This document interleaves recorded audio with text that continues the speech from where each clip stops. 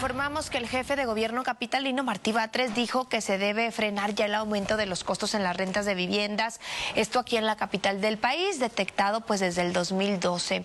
Durante un foro de análisis y ante representantes de inmobiliarias, servidores públicos y también algunos ciudadanos, pidió presentar propuestas para que todos los ciudadanos puedan acceder a viviendas dignas y asequibles. Dijo que enviará un paquete de reformas legislativas y es para construir más viviendas de interés social y espacios de renta a bajo costo.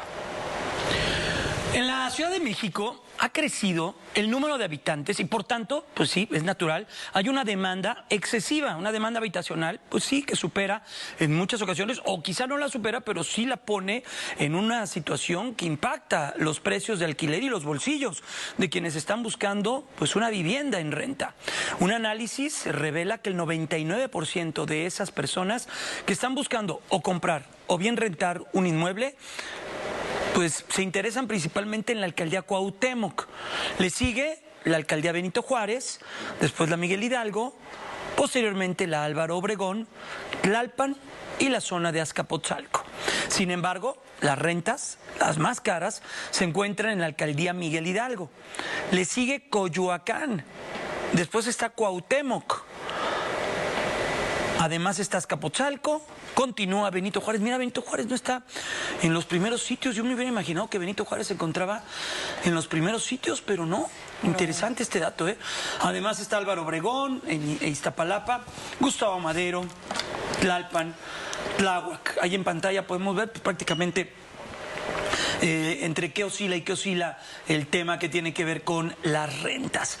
Hace unos días el gobierno de la Ciudad de México anunció que está poniendo interés y está muy atento en el tema que tiene que ver con las rentas en la Ciudad de México. Para darnos detalles, está en la línea telefónica y nos da mucho gusto poderlo saludar, Inti Muñoz, el titular de la Secretaría de Desarrollo Urbano, Vivienda de la capital del país. Secretario, ¿cómo te encuentras? Muy buenas tardes.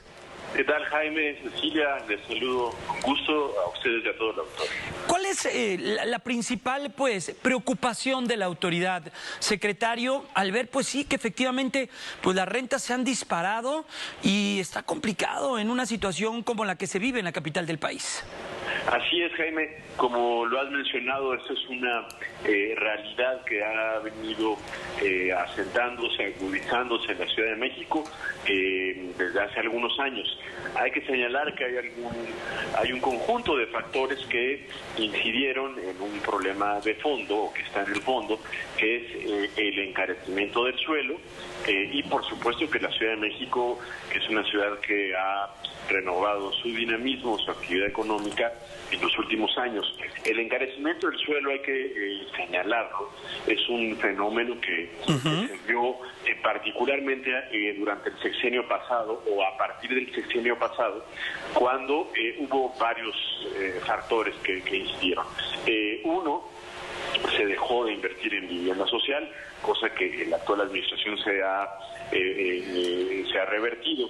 Hoy la inversión en vivienda social asequible para la gente que trabaja a través de créditos de interés social está en su nivel más alto. El presupuesto, por ejemplo, del Instituto de Vivienda es el más alto en la historia y la cantidad de acciones de vivienda también se ha multiplicado. Hemos anunciado alternativas como la vivienda social en renta para jóvenes, en fin. Pero también hay otros factores, por supuesto, factores externos o imprevistos, como las dinámicas económicas globales, en su momento después de la pandemia, pero también hay que tener en cuenta que, por ejemplo, la corrupción inmobiliaria que se ha presentado, como es sabido en distintos casos, también es un factor de encarecimiento. Claro. De manera que el suelo se encarece la renta y particularmente también hay que tener en cuenta que hay además, como mencionó el jefe de gobierno, medidas concretas de gobierno que fueron un factor adicional.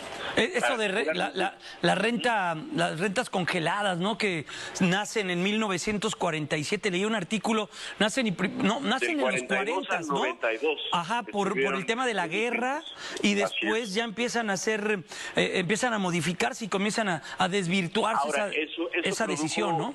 Así eso produjo otros fenómenos en su exactamente momento, como el abandono de las propiedades exacto de sus propietarios. Oye, sin embargo, las decisiones del gobierno a las que me refiero son que se reformó el Código Civil en el pasado sexenio y se eliminó un registro que existía para poder tener una relación, una numeralia de dónde estaban los contratos, cuánta gente renta, para evitar abusos, para generar responsabilidades de las partes, y además se estableció o se liberó el posible incremento anual a un monto que va hasta el 10%, eso de forma un tanto discrecional. Al final lo que tenemos es que cada año el monto de la renta se ha aumentado el 10%, cuando menos, y al final lo que tenemos son aumentos en general de 100%, 150% en algunas zonas con más. Eso no puede seguir así. Es importante que todos entendamos que para todos los sectores del mercado de las rentas en la ciudad, el sector inmobiliario, los inquilinos, 1 millón de inquilinos en una ciudad que tiene 2.7 millones de habitantes, de viviendas registradas, están siendo afectados por esa situación. Y lo que queremos es tener un mercado accesible, equilibrado, dinámico, sostenible. Para eso estamos analizando qué medidas de modernización que partan del diálogo y el consenso podemos tomar para que el monto de la renta no sea un factor de exclusión para tanta gente como lo está haciendo en este momento. Bien, Inti, te saluda Cecilia Salamanca. ¿Cuáles son estas, digamos que vertientes o posibilidades que tú verías así, a lo mejor todavía no confirmado, pero que tú podrías dar como opciones para que verdaderamente haya un freno en estos costos de los aumentos o incrementos en las rentas? Sí, lo que ubicamos como, Cecilia, como líneas consensuales en el foro de análisis que tuvimos hace un par de días, son primeros pasos que serían muy, muy, muy importantes. Uno, sí recuperar la existencia de algún mecanismo que registre la información con pleno respeto a los datos personales, un registro que obviamente no sería de acceso, digamos, público para todo el mundo, sino para las partes interesadas, para la autoridad competente, que lleve a que no haya abusos. Registrar el contrato de renta, por ejemplo, sin que necesariamente tenga implicaciones fiscales, pero sí es importante tener esa plataforma que nos lleve a un seguimiento mucho más efectivo. Por un lado. Por el otro, sí tenemos que discutir sobre un parámetro máximo de aumento anual.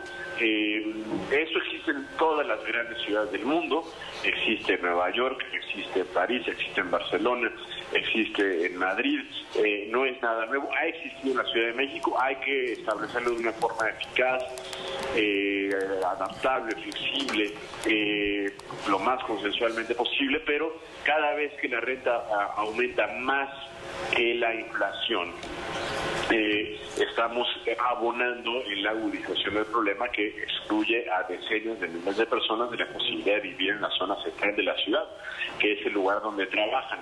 Eso por otro lado. Y finalmente, sí tenemos también que revisar que no se convierta en un factor de exclusión o de imposibilidad de algún sector importante de las personas para acceder a la vivienda, tipo de garantías, avales, etcétera, que se pide, que a veces son excesivas. Hay que dar seguridad a quien renta un departamento, a los arrendatarios, pero también a los arrendadores hay que darles seguridad y certidumbre. Se trata de dar certidumbre como primer paso, en el entendido de que eso será el primer paso en una política que debe ser de mediano plazo. Pues vamos a estar muy atentos, Inti, ya cuando tengan las herramientas también con las cuales pueda o esté el gobierno de la Ciudad de México disponible para contar. Ya lo que me queda claro es que están viendo en esto un problema y hay que atenderlo. Ya hablábamos contigo hace ya algunas semanas con el tema de rentas para estudiantes o jóvenes y ahora ya están dando este paso pues para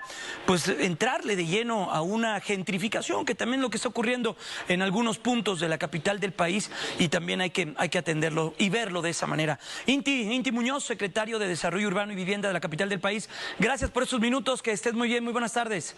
Gracias, Jaime, Cecilia, les saludo de nuevo por la oportunidad de platicar con el auditorio y estamos atentos para seguirlo haciendo. Hasta pronto, muy buenas tardes.